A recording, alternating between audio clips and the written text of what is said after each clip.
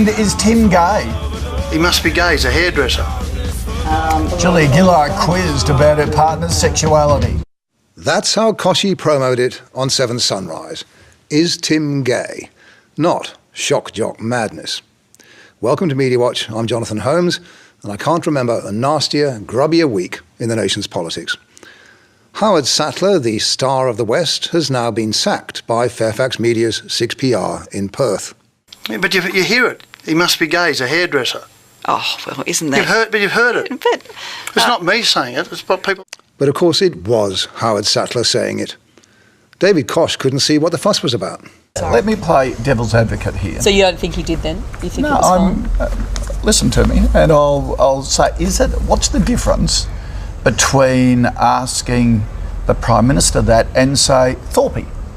Remind me if I want an advocate not to hire Koshy.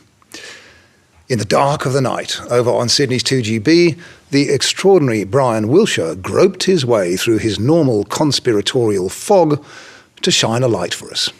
Ask embarrassing questions of the Prime Minister, the questions that aren't really relevant except for something that the media won't tell you.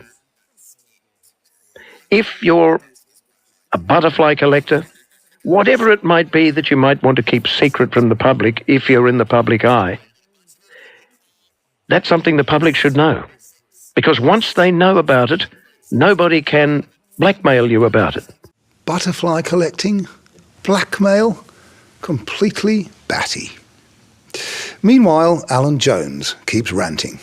This is a misanthrope, this woman. This is a woman who plainly hates Rudd, hates Abbott, and hates men. Anyone visiting the country would believe this was a person who is seriously in need of emotional and psychological help. One thing you can be sure of. Nobody will get the sack from Macquarie Radio for being rude to the Prime Minister. This Prime Minister, anyway. And some curious decisions were taken at ABC News yesterday. The Howard Sattler episode was discussed on Sunday morning's Insiders programme. News Limited columnist Piers Ackerman condemned Sattler's behaviour as probably the most stupid thing that I've ever heard on public broadcasting. But he then told The Guardian Australia's Lenore Taylor, a lot of people in the Canberra Gallery have been saying the same thing, Lenore. No. You've never heard that? No. Oh. News Limited's Malcolm Farr had never heard anyone saying such things either. And Barry Cassidy was scathing. You've just done precisely what Howard Sattler did and just passed on rumours, and that's just as pathetic, quite frankly. No, I don't think it is. I think it is. All right, let's talk about the leadership I don't now. think I did pass on rumours. Yes, you did. You just did. And they went on arguing for another 15 seconds or so. Soon after the programme ended, the entire exchange was posted by the ABC's online news team on its YouTube account. After all, it was the most controversial thing on the programme that day. But then, within 10 minutes, the clip was taken down again. Twitter wondered why. Suspect it's a copyright issue. Posting before iView. Maybe, but my money's on legal concerns.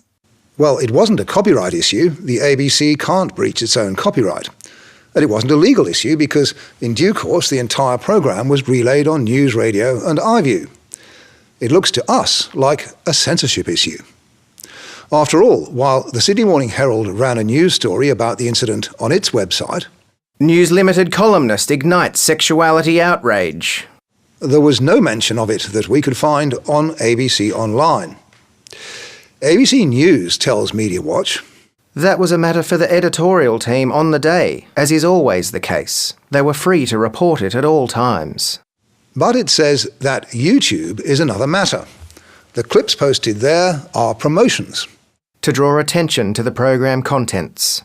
The Insiders team asked for the clip to be taken down because they didn't feel it was appropriate to be promoting that content. Well, we've looked at the ABC's YouTube channel. It doesn't look like a promo site to us. It looks like news. As for Piers Ackerman, he came up with a sort of apology at the end of Insiders. If the Prime Minister is watching, as she usually does, and I hope she hasn't taken any offence at anything I've said this morning. Good on him. But in this morning's column in the telly, Ackerman is back to his normal aggressive self. The chattering classes whipped themselves into a lather yesterday afternoon, claiming I raised questions about first bloke Tim Matheson's sexuality on the ABC Insiders program in the morning. Piers, this notion that you're not a member of the chattering classes is weird. That's how you make your living. Chattering, chattering, chattering. And then, in this case, denying what you've said. I have never questioned Matheson's sexuality. I don't deal in tawdry topics. That sounds to me just like Howard Sattler. No, that's not me saying it, that's a myth. Well, that's absurd. And now let's leave the increasingly tawdry world of federal politics, there'll be plenty more in the weeks to come, and contemplate instead the almost equally feral struggles that are going on behind the media scene. At Rupert Murdoch's News Limited, the Sun King has abruptly shown the door to 3 of his Australian barons: Herald Sun editor-in-chief Phil Gardner, Queensland editorial director David Fagan, and Courier Mail editor Michael Crutcher. In the same week, Seven West Media announced that over 100 jobs are to go at the West Australian. And at Fairfax Media, jobs are quietly going offshore. For example, in late March, the Border Mail in Albury-Wodonga reported, a Fairfax spokesman said technical advertising and production advertising make-up work at Wodonga, Launceston, Ballarat and Wagga would be done by specialist advertising and design production firm 2AdPro. Up to 27 jobs were to go from Fairfax papers in those cities. And ABC News Stories added a crucial detail. The positions will be taken over by the company 2AdPro, which has offices in India. Mediawatch has heard that another half-dozen jobs are due to go from the Newcastle Herald. Again, the work is to be done by 2AdPro in India and in the Philippines offices of a company called VMG Imaging. In an elusive response to our questions, Fairfax Media writes, where those companies perform the work is a matter between Fairfax and the service provider. In an email to staff on Friday, Fairfax confirmed that as a result of its outsourcing to 2AdPro, we expect that approximately 75 employees across 23 regional pre-press sites will be affected. The fact is, offshoring has been going on quietly for months, and there are some very unhappy folk at Fairfax Media. The lineage classifieds are also going offshore to Manila. Can you imagine the language barrier and mistakes in spelling that this is going to cause? That was from a harassed Fairfax employee in a regional centre. Last week, 2GB's Ray Hadley read out an email from a funeral director in Sydney who was trying to place notices for 2 bereaved families. That day, he wrote, I've spent over 2 hours of my time trying to spell out these notices word for word, as Fairfax Media has sent all of its call centres overseas. I'm very upset, Ray. I had to call over 5 times to the overseas centre and make amendments to these ads. Fairfax is saving money at the risk of alienating the staff that survive and the customers too. In a couple of weeks, it will raise a limited paywall around the websites of the Sydney Morning Herald and The Age. That's a risk too, but one it has to take. The future for Fairfax, if there is one, is online. Not that life will be any easier for freelance journalists if and when newspapers disappear. Quite the contrary. Take, for example, Mia Freedman's popular website, Mamma Mia. Howard Sattler's comments are the reason we need to tackle homophobia. Simon Copland. Simon Copland says the blurb is a freelance writer. But he won't be paid for his piece in Mamma Mia. The site employs a small staff, but pays nothing to outside contributors. Mia Freedman explains to her readers, this is not unusual. The reality is that the vast amount of the written work you read on the internet is unpaid. There are very few websites who pay for opinion and first-person writing. She's right. One exception is Wendy Harmer's The Hoopla.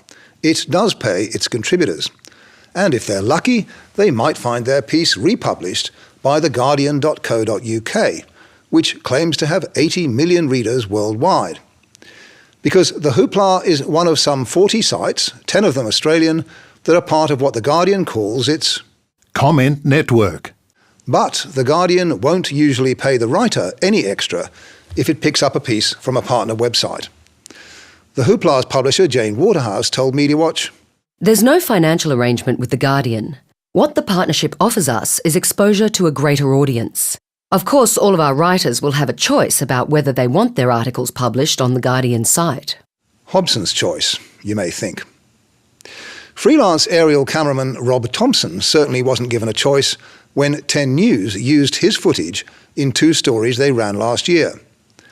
They were about a pair of paragliders planning to be the first to ride Queensland's Morning Glory.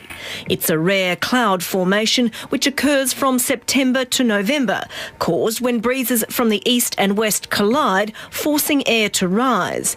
And this is rare footage of the Morning Glory, available to broadcasters from Rob Thompson at a price. Mr. Thompson told Mediawatch, "Most of my aerial footage is $45 per second. I ask people to buy a minimum of 15 seconds. The premium footage is $65 per second." And his Morning Glory shots are premium footage. If $1,000 for 15 seconds sounds like a lot of money, that's because capturing it, Mr. Thompson told us, cost me about $20,000 and about a total of 9 months camped out waiting in the Gulf of Carpentaria since 2006. But 10 News used over 30 seconds of it. Other than Aerial Video's website address watermarked on the footage, there was no acknowledgement, no permission, and no payment. According to Mr. Thompson, "I have gone to the normal lengths to prevent downloading, so they must have used one of the hacking tool downloader programs that are around." When he protested to 10 and suggested they make a contribution to charity in lieu of a fee, he got a legal brush-off. 10 said it could rely on an exemption in the Copyright Act for fair dealing for the purpose of reporting the news. They're probably right. News programs can use just about anything without having to pay for it. But though it might be fair dealing to a lawyer, it doesn't seem fair to us. 10 wouldn't tell us how they downloaded the footage from the Aerial Video website. 10 stories were originally posted on YouTube, but interestingly, following complaints from Mr. Thompson, they've now been taken down. The fact is, the brave new world of digital media is a mean new world for freelancers, and it's not going to get more generous. More details, as always, on our website later tonight. Until next week, good night.